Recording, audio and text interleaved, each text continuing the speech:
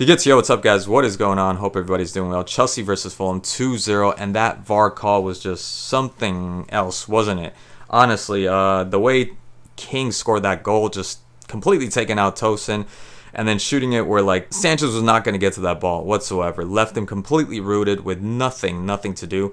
And then just to have all that taken away for something that I'm gonna be honest, when I saw it live, the play when you saw it live, it seemed like it could be a foul. Even in the replay, when you see it going in fast, like normal motion, it seemed like it could be a foul. But then you see the slow motion and just the recoil. When you know you've been in that situation before, if you played a football before and you have no intention of hurting anybody, and you're about to fall, you kind of bring whatever it is, limb, your foot, your leg, and you're gonna fall on top of someone. You bring it back and you hesitate just a little bit. That hesitancy, you could see it in the slow motion. And for me, there wasn't. I could see why the ref might have thought that was a foul, because he's deliberate. I mean, he's stepping on him, right? But where else was he gonna go? Like, there was no other place. And you see him recoil again. You see him retract and bringing that leg back. But there was nowhere else he could have gone. Nowhere else he could have stepped onto, like, except step on his foot. And I guess regardless of that, he still stepped on his foot, and therefore the goal doesn't count. I don't know how I feel about that. Quite simply, I think it should have been allowed as a goal. It should have been allowed as a goal. Now, I'm pretty sure it took the fight out of them not having that goal being allowed, but they had plenty of opportunities also, probably more so, especially in the first half, than Chelsea did. And I was a bit disappointed with Chelsea. Chelsea weren't really creating anything. Chelsea weren't really getting on the end of any clear, risky, dangerous chances for them to be able to score until Joao Pedro with the header, and they were trying to call a foul on that. I don't know if it was because Tosin was doing something with somebody else, or it was on Leno, perhaps. I don't know what, or Joao Pedro pushing somebody, but there was absolutely, as far as I could see, there was no foul there. So well deserved the 1-0, but they had a good number of opportunities with Muniz, the Brazilian, Harry Wilson when he came in also. Jimenez had like a header, a clear chance to be able to do something, but he miscalculated the jump. And it's not to say that they didn't have their opportunities, because they definitely did have. And I thought that they were playing, on several occasions, they were playing, especially in that first half, better than Chelsea. It took Chelsea a while because Enzo wasn't good, despite him scoring the penalty. Caicedo, I know, he was everywhere. He made a stupendous block. There was a shot, but I believe it was from Cassagna.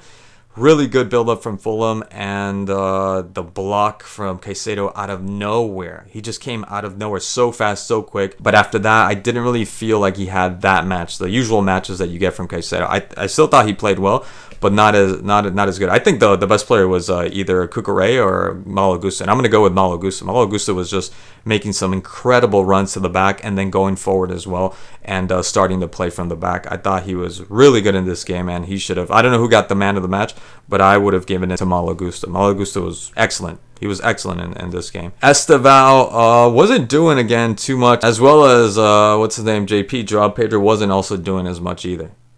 These guys were kind of absent the first half. The Lap, until he got injured, unfortunately, he got injured, hamstring. Hopefully he's okay.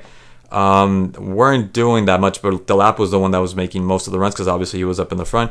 But Joao Pedro, even when he came in and George came in, which didn't do anything, and he got subbed off. The sub got subbed off. I think the only thing George did was just hold on to the ball and get a foul out of it. That was pretty much it.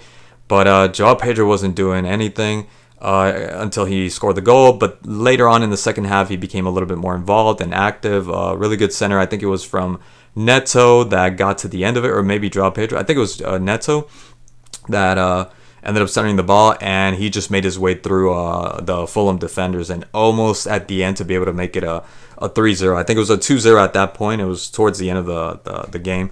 And then Esteval, look, he had a couple of good runs past Bassi, but the one run that kind of irked me a little bit, not so much with Esteval. I expect that from Esteval, again, because he's just starting off. He's 18. I keep saying, like, even though you see King, more or less, him and King have the same physique, you see King a little bit more experienced, I guess, with the EPL, or the level, or the pace, and the the physicality of the EPL versus Esteval that doesn't really have that. He's still a little hesitant. He still stumbles a little bit, doesn't make the right decisions. As a matter of fact, when he got past Bassi, I think it was the first time he got past Bassi, the center was just an awful center to nobody, just centering it for the sake of centering it, just hoping it's going to make its way to somebody in a blue jersey. But when he actually got past Bassi, took the cut in inside the box to be able to shoot, you see Enzo, Caicedo, Neto, and Joao Pedro, who end up getting upset at him instead of kind of championing him ahead and giving him the okay, knowing that he maybe had a chance to pass it to all four, even though there's somebody there kind of blocking maybe two of these players.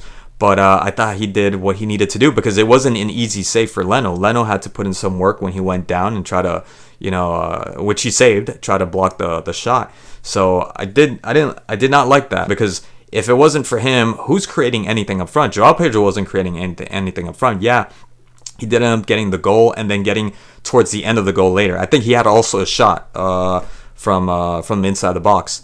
But besides that, he wasn't creating. He wasn't coming from the back or from the middle, driving with the ball and getting past some opponents, or a 1-2 and then ends up being by himself. The point is, like, there was nobody else. Enzo wasn't doing that. Caicedo definitely doesn't do that. That's not part of his game. And Neto just wasn't having that kind of match where he was able to do that. I mean, he was getting past some of his markers to be able to center the ball to create something for somebody. But Esteval, in that one play, one of the few plays that they actually managed to create something, Esteval created that. Let the kid play his game. That's his game. That's part of his game. And especially when he's struggling, you could tell he doesn't have that confidence when he was in Palmeiras, because when I saw the Club World Cup, I saw a completely different player to what he is now. And that's why I said I think he's going to be struggling when he gets to the EPL to Chelsea. But Esteval and his teammates, they got to give him that confidence, because this is not the first time that this has happened. This has happened in other games too. The other two games that they played, Esteval, whenever he played and he made a somewhat bad decision according to them, they really went to make it their mission to tell him that he was doing something bad. Now, that's fine every once in a while to try to instruct and try to guide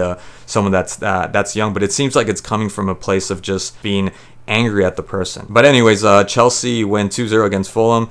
Barely, I'm going to say. This could have been very, very difficult for Chelsea, especially playing at home, which shouldn't have been the case, especially with the champions of the world and whatnot. And they almost could have lost to Fulham had they not taken away that goal, had they not disallowed that goal, and had they not been as sturdy in their defense, because up front they were having difficulties. They were definitely having difficulty for the most part of the game. Anyways, guys, that's all I have to say about that. Thank you so much for watching, and I'll catch you guys in the next one.